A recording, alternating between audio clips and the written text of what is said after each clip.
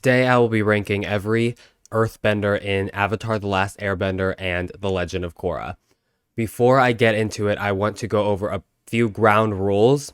To be on this list, the character must have a name or they must play a significant role in the episode. This list will only be going over the characters that are in the animated shows and not in the comic books or any other offshoot. This list will also be strictly Earthbenders and not include any of the avatars because they would obviously be at the very top of this list. Number 43 is Jin Wei. Jin Wei is the legendary patriarch of the Ganjin.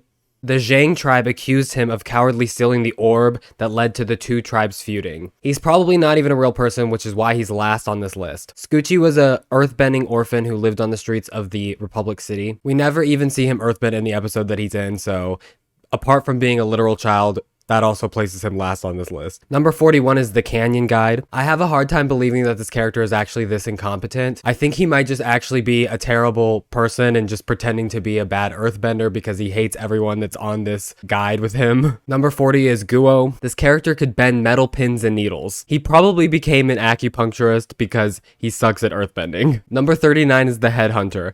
You might be surprised to see an earthbending wrestler on this list so low, but he literally just swings on a rope and throws a rock, which is something I could do, so I don't consider that to be a very skilled earthbender. Number 38 is Tu. This is Bolin and Mako's cousin. He was clearly a very unskilled earthbender, and there's not really much more to say. Number 37 is General Sung. General Sung was not only a completely incompetent general, but he was probably an equally incompetent earthbender. Number 36 is Hong Li. Although this character was a part of the metal bending guard in Zaofu, he almost seemed purposely chosen as a scapegoat by Ai Wei because of his inexperience. Number 35 is Huan. Although he didn't want to use his bending for anything other than art, I do believe he probably does have some earthbending skill, being the grandson of Toph Beifong. However, he didn't use any of that skill other than making art. Number 34 is Ai Wei. Although he wasn't really a combatant, he did have a lot of skill in the seismic sense and was able to tell when people were lying. And he probably did have some skill in earthbending techniques, but we never really saw that. Number 33 is Haru. Haru seemed like an okay bender, but he never really seemed that outstanding.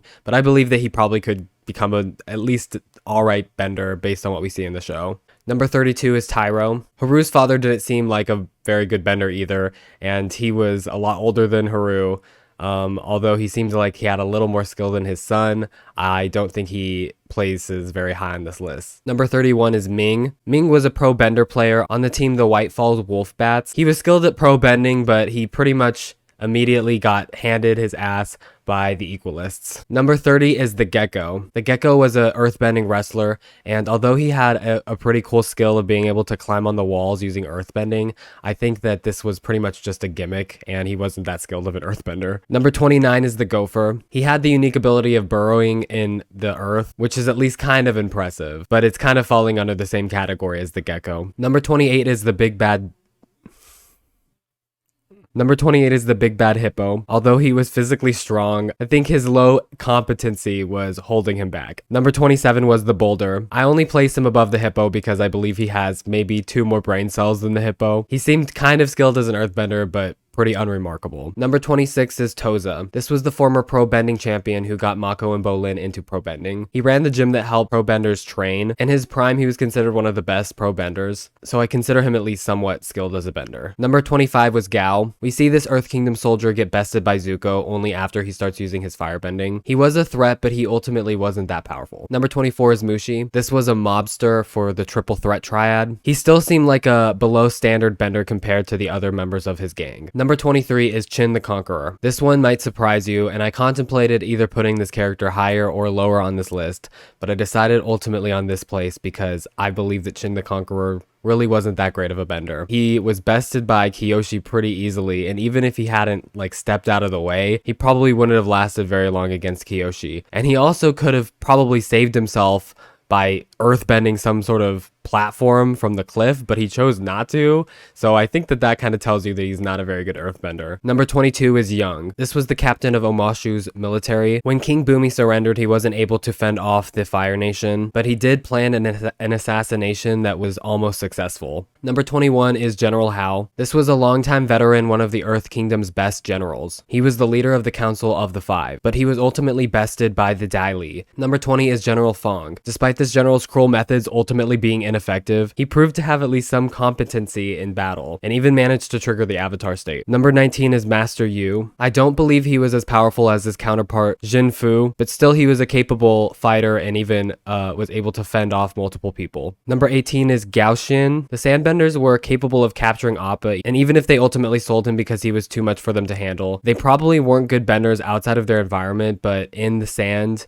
they were pretty good, and I think Toph would have had a hard time even if she had just let go of the library and started fighting them. Number 17 is Sha-Mo. This was the leader of the Sandbenders, and he was probably a little more skilled than his son, so that's why I put him higher on this list. Number 16 is Gonbat. This was an animal poacher who went after Sky Bison at the Northern Air Temple. He was able to capture multiple Sky Bison calves, and was even able to kill a Sky Bison based on his cloak. Posed a genuine threat to Jinora and Kai, who were relatively skilled airbenders at the time, until Tenzin showed up. Number 15 is Jin Fu. This was the head of the earthbending arena. Although he was ultimately bested by Toph, he did seem like a capable earthbender who was able to take on multiple opponents at once. Number 14 is Song. This is the only named metal bending police officer. He was easily bested by a captured Mako and Bolin. The only reason he's this high on this list is because of the inherent capabilities of metal bending. Number 13 is Long Fang. This was the head of the Dai Li, and while his form of earthbending wasn't the most powerful, he was capable of incapacitating non-earthbenders. Also, he seemed pretty proficient at earthbending as he was able to kill Jet. Did Jet just die? You know, it was really unclear. Number 12 is Wei and Wing. Although these two seem mostly focused on leisure, they were actually very capable metal benders, and they proved their usefulness multiple times while supporting their mother. Number 11 is Police Chief Saikon. Korra called Saikon the worst police chief ever, and that might be true because we've only seen two. He doesn't seem particularly stronger than other metal benders, but similarly he was capable of subduing Korra and other non-metal benders. Number 10 is Sud. This was Avatar Roku's earthbending teacher.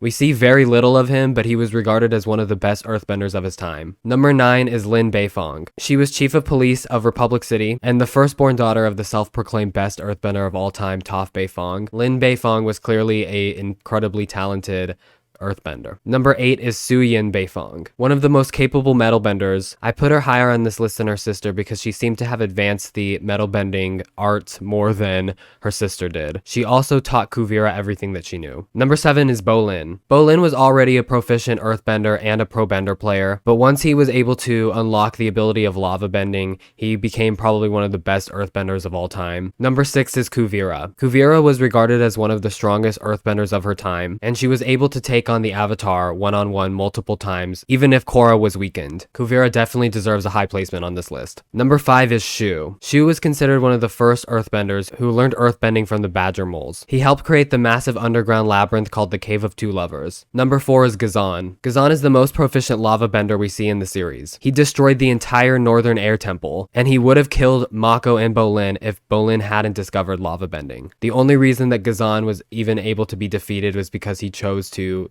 die, basically. Number 3 is Oma. Like her lover Shu, Oma was considered one of the first earthbenders who learned from the badger moles. After her lover was killed in the ongoing war between their two tribes, she made an impressive display of earthbending that ended the war between the two tribes, and she built the city of Omashu. Number 2 is King Bumi. King Bumi was considered the greatest earthbender of all time before Toph Beifong. We see these two fight for the title in the comic books, and ultimately the fight is a stalemate. Number 1 is Toph Beifong. I consider Toph Beifong to be the best earthbender of all time, simply because she invented metal bending. This subset of earthbending became so revolutionary in The Legend of Korra that it would be criminal not to put her at number 1 in this list. Also, as we see in The Legend of Korra, it seems generally accepted that Toph is the best earthbender and not King Bumi. If you guys like this list, please go ahead and leave a like. And if you'd like to see more lists, go ahead and suggest others. I would like to do a list of all of the best waterbenders and airbenders and firebenders as well. Thanks for watching this video and have a good day.